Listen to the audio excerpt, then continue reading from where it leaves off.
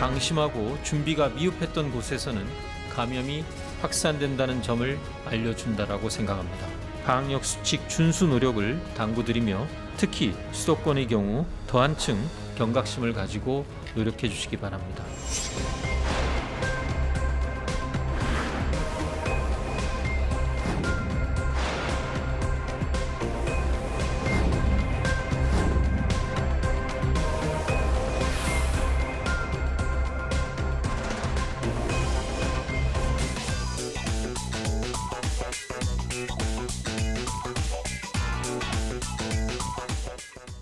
다섯 번이나 미뤘는데 그리고 오늘 마침내 우리 고3 학생들이 학교에 갔습니다.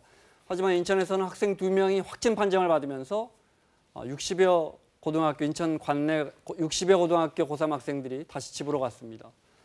참 쉽지 않습니다. KBS의 홍사훈 기자, 양지열 변호사 함께하겠습니다. 어서 오세요. 네, 안녕하세요. 안녕하세요. 오늘 확진자가 다시 30명을 넘어서고 참 이 싸움 쉽지 않습니다. 네. 그중에 지역 감염자가 24명이나 됩니다. 네, 지금 말씀하신 것처럼 그동안에는 숫자에 비해서 해외 유입이 더 많았었는데 오늘은 네. 국내 발생이, 지역 감염이 그러니까요. 훨씬 많습니다.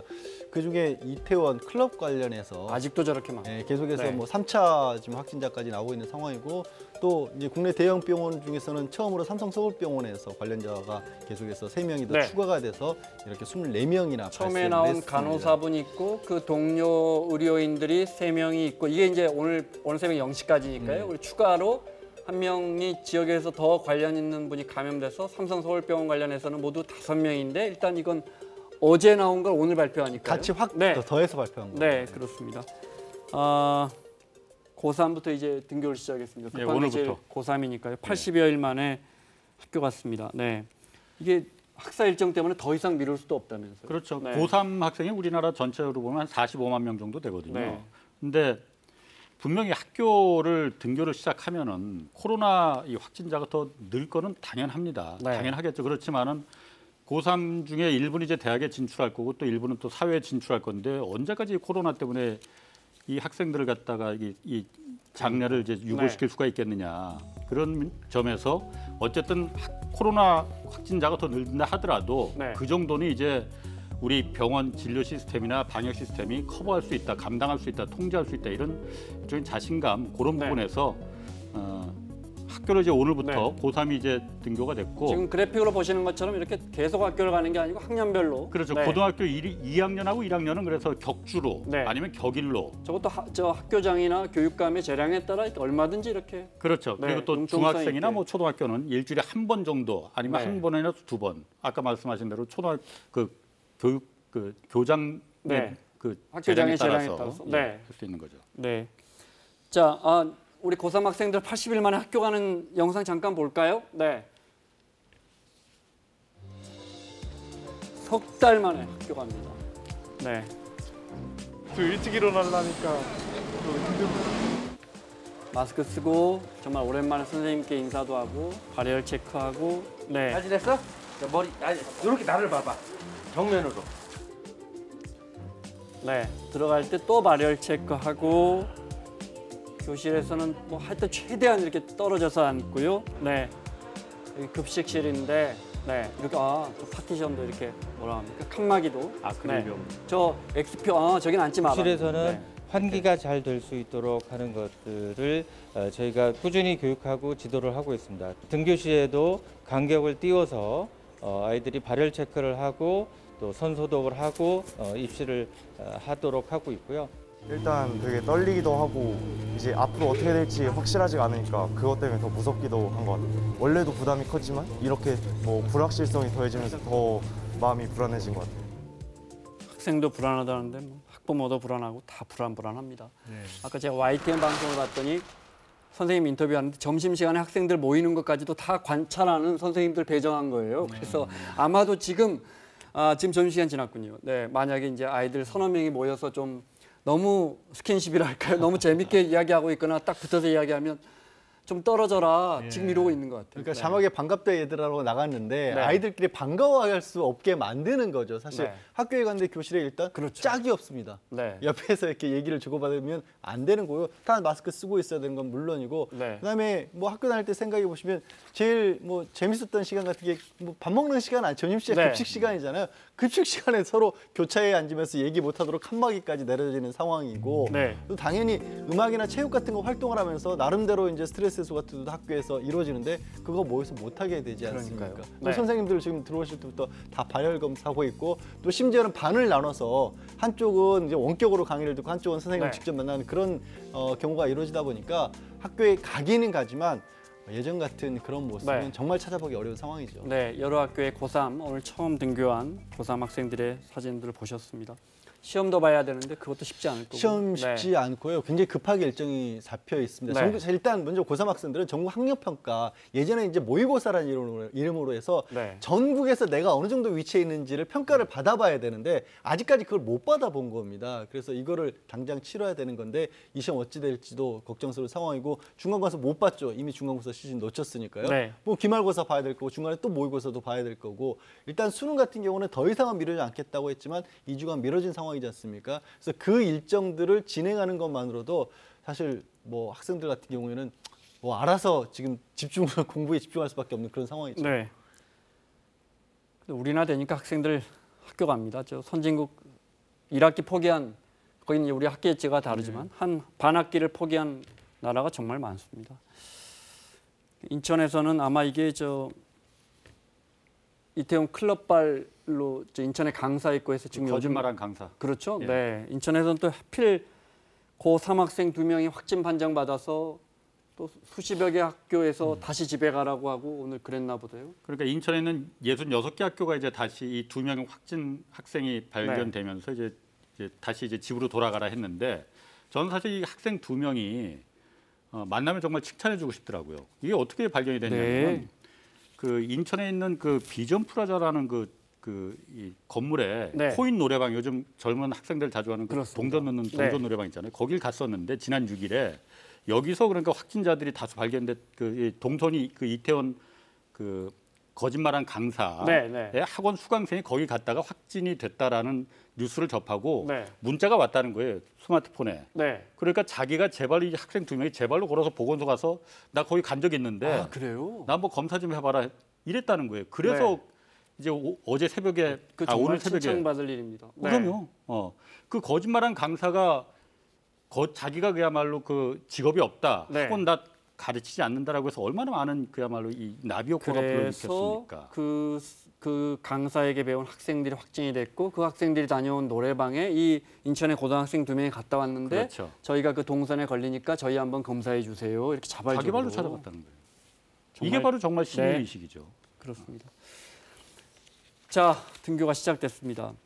프랑스에서는 무리하게 등교해서 또 뭐 갑자기 일부 지역에서는 확산되고 이랬다면서요. 네, 지금 프랑스 같은 경우 우리랑 거꾸로 유치원하고 초등학교가 지난주에 학교를 다시 등교를 시작을 했고요. 네. 그리고 이번 주부터 이제 중학교가 등교를 시작을 했는데 유치원, 초등학교 7곳에서 무려 70여 명. 이거는 지금 학생하고 교사를 다 포함한 건데 구체적인 숫자가 나오진 않았습니다. 근데 일주일 만에 나왔기 때문에 학교에 들어가서 이 감염이 된 게 아니라 네. 이미 이제 코로나19에 이 감염이 돼 있는 상황에서 증상이 드러난 건데 그러다 보니까 사실 원래 프랑스에서는 계약하고 순차적으로 계약해서 이달 중순쯤에는 전부 다 개학을 하는 쪽으로 방침을 정해놨다가 이게 이렇게 해도 되는 거냐라는 회의론이 이미 고개를 들고 있고요. 아까 잠깐 얘기를 하셨지만 스페인하고 이탈리아 같은 경우에는 아예 1학기는 넘어가고 그렇습니다. 가을에 개학을 하는 걸로 지금 방침을 정하기도 했습니다. 네. 그러니까 우리도 분명히 학교를 개학하면 확진자가 늘어날 가능성이 매우 높아요. 그렇지만은 우리의 의료 시스템이 유럽에서 그렇게 포기했던 것처럼 그렇게 우리도 그러면 병원이 감당 못할 정도로 네. 폭발할 것이냐. 뭐 매우 중대한 도전이긴 하죠. 그렇지만 방역 당국에서 교육 당국과 합의해서 어느 정도는 그 괜찮을 것 같다. 네. 학생들의 미래를 장래를 갖다가 더 이상 포기시킬 수는 없는 거 아니에요. 네. 그러니까 말씀하신 것처럼 중대본에서도 나올 수 있다라고 분명히 이야기하고요. 나올 거라는 식으로 이야기해요. 하지만 그 감염의 선을 우리가 잘라낼 수 있다는 믿음을 가지고 대처하자 이런 입장을 내더군요. 네. 자꾸 요 며칠 전부터 이태원 클럽뿐 아니라 노래방 이야기 나옵니다. 자꾸 자꾸 노래방에서 감염됩니다. 먼저 중대본의 이야기 들어보겠습니다. 이번 이태원 감염 발생 사례에서는 교회나 병원과 같이 코로나 초기에 대규모 감염이 발생했었던 대표적인 위험시설들에서 코로나 전파가 최소화되는 현상을 보이고 있습니다. 반면 위험도가 간과되었던 클럽, 노래 연습장 등에서는 감염이 연쇄적으로 전파되고 있습니다. 이러한 결과는 위험성을 공유하고 사전에 준비를 철저히 하였던 시설에서는 코로나19의 전파를 막을 수 있다는 점과 동시에 방심하고 준비가 미흡했던 곳에서는 감염이 확산된다는 점을 알려준다라고 생각합니다. 요 며칠만 보면요. 네. 노래방보다 예를 들어 음식점이 훨씬 많을 거 아니에요. 카페가 훨씬 많고. 그런데 그런 데서 감염됐다는 이야기는 거의 없어요. 노래방만 유독 많이 나와요. 그 생각을 해보시면 노래방이라는 곳이 이게 환기가 잘 안 되는 폐쇄된 네. 공간, 굉장히 좁은 공간에 들어가지 않습니까? 그렇습니다. 그리고 그 안에서 다른 때보다도 훨씬 고성을 통해서 이게 비말이 많이 나오는 그런 구조, 침이 튈 수밖에 창수니까. 그리고 네. 그 비말이 바이러스를 포함한 비말이 이 벽이라든가 마이크라든가 뭐 모니터 같은 데 있으면 계속해서 거기 살아남기 때문에 네. 이게 어찌 보면 최적의 환경이 조성이 된 셈이었는데 그래서 이제 지금 며칠 사이에는 노래방을 통해서 네. 거의 3차 감염들이 많이 이루어지고 있는 겁니다. 그러니까 클럽만 해도 지금 정확하게 시설 자체에서 감염됐다기보다는 같이 갔던 사람과 접촉을 해서 지금 감염된 걸로 추정이 되는데 그 안팎에서. 그렇죠. 네. 근데 노래방 같은 경우에는 네. 지금 어떤 상황이냐면 인천 클럽에 갔던 사람이 다른 사람에게 2차 감염을 시키고 그 2차 감염된 사람이 노래방에 들렀는데 네. 이후에 그 노래방에 갔던 사람이 3차 감염이 되는 겁니다. 그렇게 해서 지금 확진자들이 나오고 있는 상황이기 때문에 네. 지금 주의를 준 것처럼 이 노래방 뭐 같은 경우에는 당분간 네. 특별히 각별한 주의를 좀 필요로 하는 상황입니다. 지금 보시는 것처럼 다 거의 이태원 클럽에서 나왔던 것들이 이 노래방으로 2차 감염이 되고 그게 또 3차 감염이 되는 그런 상황이에요. 저분들이 물론 택시에서도 감염되고 뭐 학원에서도 감염이 됐지만 다른 수많은 곳을 거쳤을 텐데 슈퍼마켓도 거칠 것이고 식당도 많이 가고 카페도 많이 갔을 텐데 노래방에서 이렇게 자꾸 감염이 된다는 사실을 저희가 이 부분에 대해서도 좀 주목을 해야겠습니다. 삼성 서울병원 관련해서 처음 이제 초발 환자죠. 3명의 의료인들이 다 간호사분들입니까? 예. 그래서 4명이었죠. 예. 야, 이게 어디까지 확산이 될 건가 주목하고 있었는데 일단 충남 서산에 국민건강보험공단 직원 1명이 확진됐는데 이게 관련이 있다고요, 이분이? 그러니까 그 간호사 한 명하고 네. 같이 아는 사람이라서 아. 그 같이 그럼 이분은 여기서 이제 저녁을 먹고 같이 네. 또 노래방에 같이 갔었대요. 그래서 아마 그 확진 그 역학 네. 관계 이제 분명히 밝혀진 거고 네. 지금 조금 우려스러운 거는 이 삼성의료원의 4명의 간호사가 그 전체 이제 삼성의료원 그래서 전체 한 1,200명 정도를 전수 지금 코로나 진단 검사를 해요. 그런데 네. 한 600명 정도 절반 정도 검사를 했는데 그 중에서 이제 4명이 확진 판정이 나온 거거든요. 그렇습니다. 그런데 4명이 누가 먼저 걸렸는지를 아직 모릅니다. 네. 그리고 이태원을 간 적도 없고 이태원을 갔던 사람들하고 동선이 겹치지도 않아요. 그러니까 감염 경로가 지금 오리무중인 거죠. 이게 네. 무서운 거거든요. 왜냐하면은 젊은 사람들입니다. 다. 이 사람들이 우리 사회에서 이렇게 코로나에 이미 감염이 됐는데 증상을 느끼지 못하고 돌아다니는 네. 경제 활동을 하는 그런 이른바 그 조용한 전파가 이미 시작되고 있는 거 아닌가라는 네. 그런 우려가 있는 거거든요. 왜냐하면 지금 코로나 그게 제일 무섭죠. 그렇죠. 코로나19 20, 30대 같은 경우가 코로나 전체 확진자 가운데서 39%, 한 40% 가까이를 차지하고 있거든요. 이태원 때문에 크게 늘었습니다. 네. 일단 젊지 않습니까? 네. 그런데 이 사람들의 특징이 이 사람 젊다 보니까는 증상이 별로 없어요. 실제로 지금 병원에 입원하거나 격리돼 있는 환자들이 코로나 걸렸다고 해서 거기서 끙끙 앓고 있는 거 아니거든요. 자기는 아무 증상도 없는데 열도 안 나고 콧물도 안 나오는데 네. 동선이 겹치다 보니까 당신 한번 검사 한번 받아보자 해서 검사했더니 코로나가 나와서 격리돼 있는 그 네. 젊은 환자들이 상당히 많거든요. 이 사람들이 계속 이 사회에 굉장히 많이 지금 퍼져 있는 거 아닌가.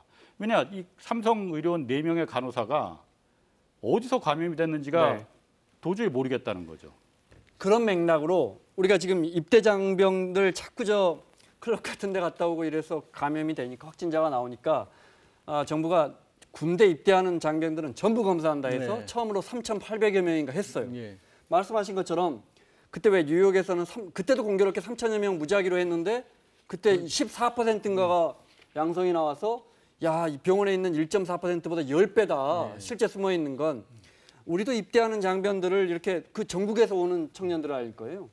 청년들을 다 전부 다 검사해 보면 얼마나 나올까? 예. 다행히 한 명도 안 안 나왔어요. 나왔다는 거죠. 그리고 이제 영등포가 같은 경우도 선제적으로 이제 요양병원 같은 것들은 1000여 명 넘는 분들을 또 선제 검사를 해봤다고 합니다. 네. 그곳에서도 전부 다 음성이 나왔다는 거예요. 이게 굉장히 다행스러운 거고 조금 전에 이제 홍 기자님께서 네. 지적하신 부분과 약간은 좀 다른 부분인데 예를 들어서 우리가 막연하게 뭐 대기 중 감염이 된다거나 네. 뭐 지하철이나 버스만 타도 혹시 감염이 될까 봐 우려하시는 분들도 많잖아요. 그러니까 그럴 가능성은 생각보다 낮은 게 아니냐. 어찌됐든 역학조사 관계에 명확하게 밝혀지지 않았지만 감염이 된 사람과 접촉이 있었을 때 네. 여지는 아까 코인 노래방이나 클럽처럼 정말 밀접한 곳에서의 어떤 접촉이 있었을 때 감염이 됐다. 그리고 우리 국민들이 마스크 잘 쓰고 있고 손 씻기 잘하고 있어서 사회적 거리 두기를 통해서 예방 조치는 참 잘 되고 있는 네. 게 아니냐라는 한 가지 또 반가운 소식인 거죠. 이거. 말씀하신 조용한 감염은 우리 사회 어딘가에 있을 겁니다. 정은경 본부장도 늘 지적하는 예. 거고요. 하지만 일단 검사해 봤더니 3,800명의 젊은 친구들 얼마나 많이 돌아다니다가 입대했겠어요?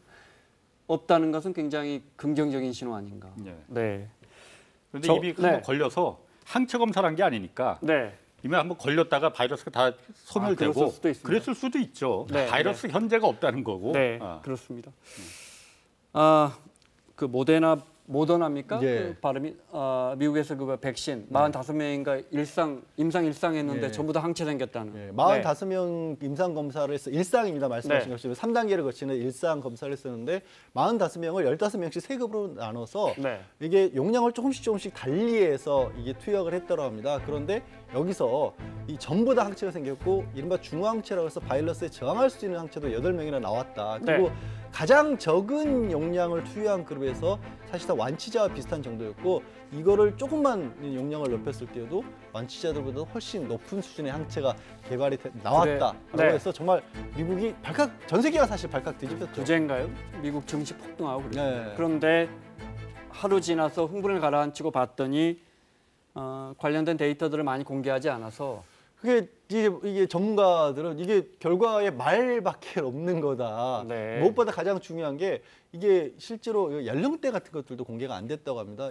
아까도 얘기 나온 것처럼 젊은 층 같은 경우에는 증상도 나타나지 않는 경우도 많기 때문에 네. 그럼 45명이 어떤 연령층, 어떤 성별로 지금 뭐 여성이나 남성에 따라 감염 비율이 다르다는 얘기도 꾸준히 나왔지 않습니까? 네. 그래서 그렇고 이게 실제로 중화항체가 만들어졌다고 하는데 이 중화항체가 만들어졌다는 것도 정말로 아예 바이러스를 싹 소멸시킬 정도의 수준인 거냐 아니면 앓긴 알 때 그냥 뭐 조금 더 통증을 가볍게 해주는 정도 수준이냐 이런 것들이 아직은 너무 이르다라는 거예요. 판단 내리기에. 우리가 어느 정도 단계라고 이해하면 되겠습니까? 제가 봤을 때는 오늘 기사에도 뭐 몇 개가 나오긴 했지만은 그냥 그 모데나라는 회사의 설레발 아닌가라는 왜냐하면 발표한 주체 자체가 어떤 연구 주체나 미국 국립보건원이라는 데가 따로 있지 않습니까? 이 총괄하는 거기서는 일절 논평이 없어요. 이 부분에 대해서. 왜냐하면 어쨌든 코로나 백신에 대한 우리 그 기대감, 개발을 빨리 하라는 압박 이런 거는 다 있습니다. 그렇지만은 이 회사 자체가 이걸 발표를 했거든요. 그리고 항체가 45명이 일단 임상 일상이라는 거는 이 약을 백신이라는 것도 약이지 않습니까? 이게 안전성이 있느냐 없느냐 이걸 먼저 보는 거거든요. 그다음에 2상으로 넘어가고 3상으로 넘어가는 거거든요.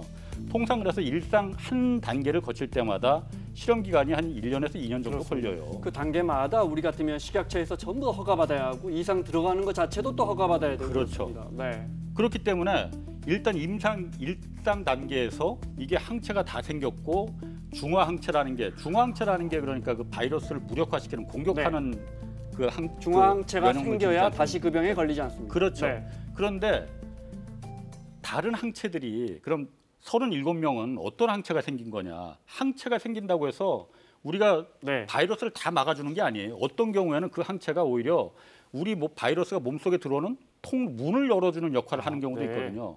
왜냐하면 2002년도에 사스 바이러스가 전 세계로 폭발했을 때 그때도 지금하고 똑같이 백신을 빨리 만들라는 압력이 거셌습니다. 그래서 지금처럼 빨리 만들 수 있는 방법으로 그걸 RNA를 뭐 이용한 백신 제조라고 하는데 빨리 만들었는데 항체가 그래서 생겼어요. 사람 투여해 봤더니 오히려 이게 사스 바이러스를 더 용이하게 받아들이는 역할을 하더라고요. 그래서 개발을 중단한 적이 있거든요. 이번 모데나 같은 경우에도 8명의 중화항체가 생겼다는 것도 말씀하신 대로 어떤 사람에 생겼느냐, 어떤 항체가 생겼느냐 이걸 데이터로 말을 해준 것도 중요하지만 나머지 37명에 생긴 항체는 그러면은 괜찮은 거냐 그거 네. 라는 부분이거든요. 사실 오늘 아침에 김호란 교수라고 왜 우리 코로나19 네. 대책위원장 있지 않습니까? 그분이 인터뷰한 거 보니까 트럼프 대통령이 미국에서 1년 안에 자꾸 올해 안에 만들려고 해서 백신을 하지만은 만드는 가능성도 없고 만들어진다고 해도 그 안정성 때문에 네. 겁나서 쓰겠느냐라는 인터뷰를 하더라고요. 네. 많은 전문가분들이 사실 그렇게 빨리 백신이 만들어지지 않고 또 치료제가 만들어지지 않는다는 부분은 일치하는 것 같습니다.